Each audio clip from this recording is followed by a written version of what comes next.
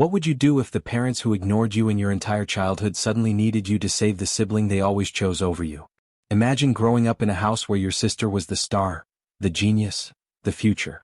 Every opportunity, every dollar, every ounce of pride went to her, while you learned to survive quietly in the background. Now years later she's failed. The golden child has fallen. And the same parents who never invested in you are asking for your help. This is my story, and I honestly don't know if I should help them or finally choose myself. My name is Daniel.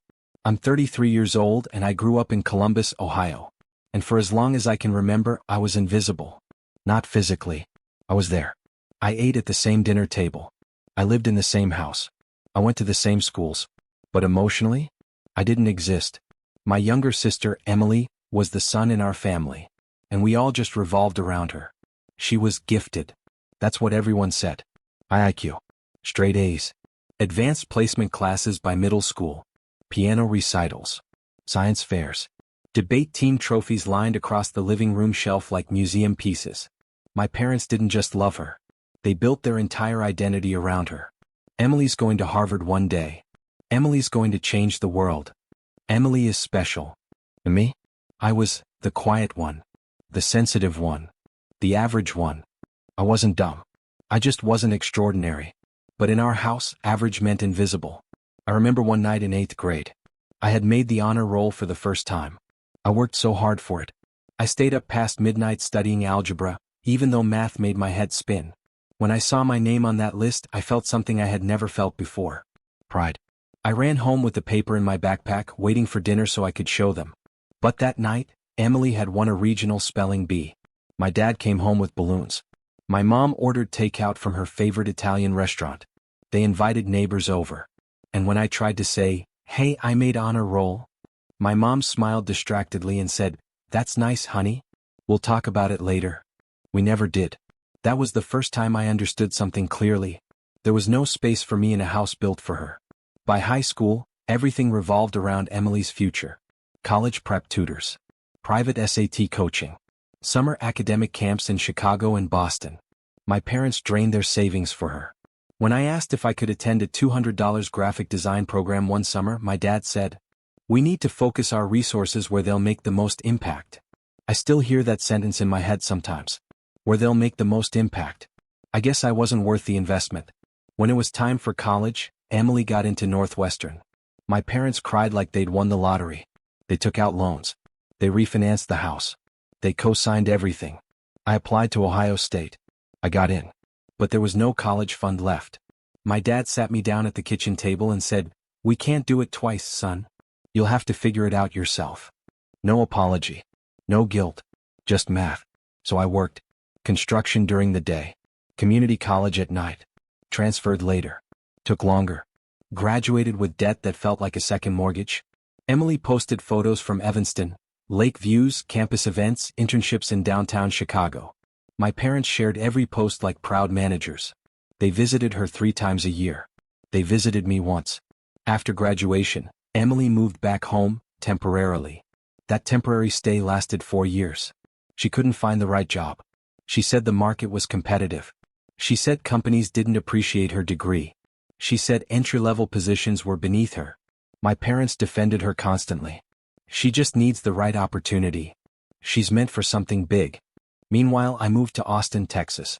Started at a small digital marketing firm. Took risks. Worked 60-hour weeks. Lived with roommates at 28. No safety net. No backup plan. Just me.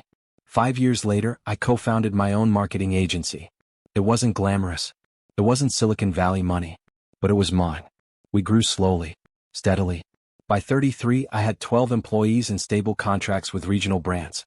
The first time I signed payroll checks with my own name at the bottom, I cried in my office. Not because I was rich, but because I built something without anyone believing I could. Then last winter my mom called. I hadn't heard from her in almost 2 months. Her voice sounded smaller than I remembered. "Daniel, can we talk?" Emily had finally gotten a job at a tech startup in Chicago.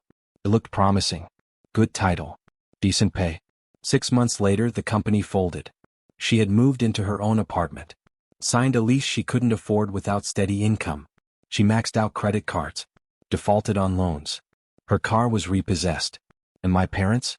They had nothing left. The house refinance, the college loans, the savings, all gone over the years. She's really struggling, my mom said. She's depressed. She feels like she's failed us. Failed us? The words twisted in my chest. My dad got on the phone next. We were thinking, maybe there's a place for her at your company? Just until she gets back on her feet. There it was. The ask. The invisible sun. Now visible. I didn't answer right away. Because here's the part nobody talks about. It's not just about the job. It's about 20 years of being told, silently and directly, that I wasn't enough. It's about eating quiet dinners while trophies were polished. It's about hearing, we need to invest wisely, and knowing that meant not me. Now suddenly I'm the investment. I asked them something I'd never asked before. Why didn't you ever believe in me? Silence. Long silence. Then my mom started crying. We thought, you didn't need us as much. That hurt more than anything else. Because I did. I needed them. I just learned to survive without them. Last week, Emily called me herself. Her voice wasn't confident anymore. It wasn't the golden child voice.